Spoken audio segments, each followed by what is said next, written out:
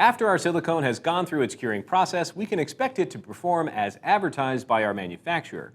However, sometimes we may want our mold to perform a little better than expected, especially if our casting application and material will be extra hard on our mold. To account for this, we can post-cure some of our silicone rubber molds. Let's talk about what post-curing is, why we do it, when we use this technique, and some basic steps to do so effectively. Post-curing is the process of steadily heating our already cured mold immediately after finishing the mold to increase its physical properties.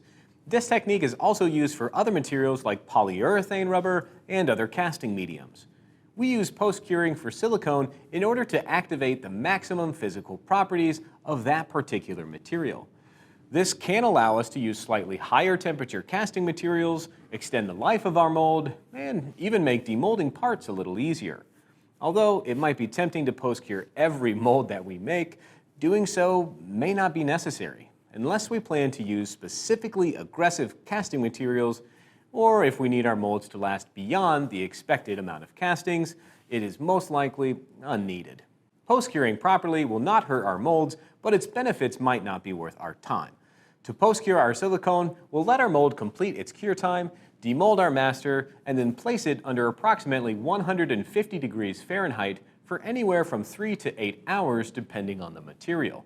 The most common tools used to do this is a dedicated full-size or toaster oven. Do not use your kitchen oven or any other oven that will be used to cook food. It is important that we post-cure our silicone molds in a dedicated oven for this operation. Once our time has elapsed, we can remove the mold from the oven and allow it to come back to room temperature before we begin casting.